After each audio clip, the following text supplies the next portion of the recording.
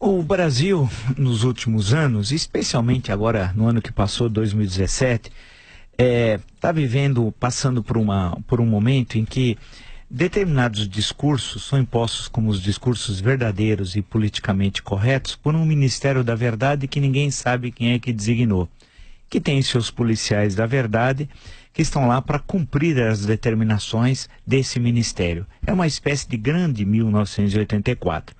Em relação à questão, por exemplo, da raça, é uma boa discussão. O Brasil tem uma formação racial muito diferente do que ocorreu nos Estados Unidos da América. Aqui a questão da escravidão, que demorou muito para ser resolvida, é verdade, foi enfrentada de forma muito diferente que nos Estados Unidos. Não só porque teve leis que precederam e que levaram a uma abolição paulatina, com a abolição do tráfico de escravos, depois a lei do ventre livre, depois a lei dos sexagenários, até finalmente chegar a 13 de maio de 1888, a Lei Áurea, portanto, num processo que começa em 1850 e vai até 1888, mas de uma participação da sociedade. Basta ver que a década de 80 do século XIX, o abolicionismo foi o mais importante movimento de massas da história do Brasil durante muito tempo, né? Pela participação popular nesse processo, que foi fundamental para levar à abolição da escravidão em maio de 1888. No caso norte-americano, isso para fazer a comparação, foi totalmente diferente. Se passou por uma guerra civil entre 1861 e 1865, que foi a guerra com o maior número de perdas humanas do século XIX, a guerra mais violenta, né, com a utilização de novos armamentos, etc. Olha, então estamos falando num período, no começo do século XIX, que teve as guerras napoleônicas. A guerra civil foi devastadora. E estratégias usadas lá, como a da guerra total pelo general Sherman, quando foi conquistar Atlanta, por exemplo, na Geórgia, vai ser usado depois, no final do século XIX, em outros combates e até na Primeira Guerra Mundial e em outros conflitos do século XX e tal. Portanto, na questão que levou ao fim da escravidão no Brasil e nos Estados Unidos, são processos muito diferentes.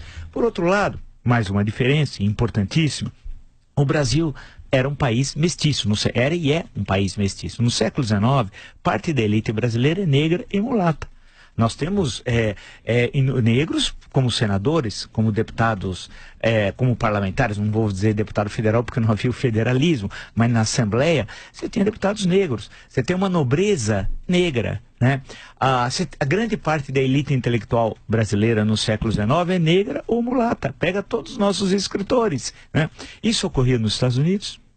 Não. Absolutamente não. Tinha negro que tinha, por exemplo, aqui durante a escravidão, até 1888, você tem negro que compra escravos. Lembre-se de uma cena do Memórias Póstumas de Brás Cubas, o Negro Prudêncio, por exemplo, que um dia eu vou retomar mais essa questão. E por que eu estou insistindo nas diferenças Brasil e Estados Unidos? Porque foi adotado aqui no Brasil agora essa visão do negro lá dos Estados Unidos aqui no Brasil.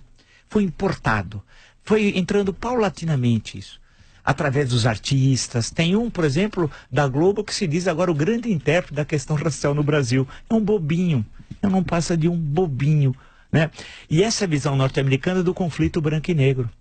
E isso está bem materializado numa manifestação que eu vi relativamente recente, numa faixa do movimento negro, que dizia que mestiçagem é genocídio. Mestiçagem é genocídio. Olha o absurdo. Dizia que, portanto, negro tem de casar com negra e negra tem de casar com negro. Não pode branco casar com negra e nem negro casar com branca, porque era uma conspiração dos brancos para diminuir o número de negros.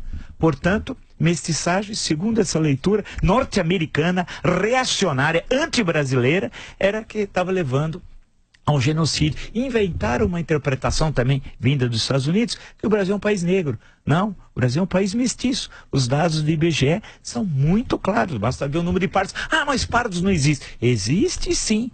Portanto, querem criar um conflito racial no Brasil importado nos Estados Unidos e que encontra na mídia brasileira um amplo espaço.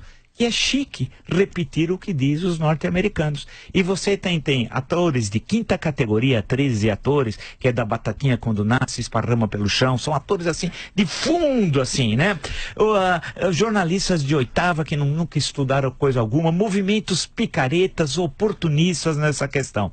O importante, e para concluir, eu vou voltar a essa questão outras vezes, que eu acho de suma importância, é concluir que o Brasil queira ou não queira, viu, os racistas negros, né? Porque tem racista branco e tem racista negro.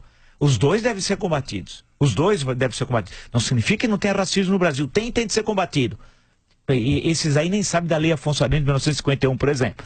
Mas vamos concluir por hoje essa questão e dizer, vocês racistas brancos e vocês racistas negros têm de saber uma coisa óbvia. O Brasil é um país mestiço.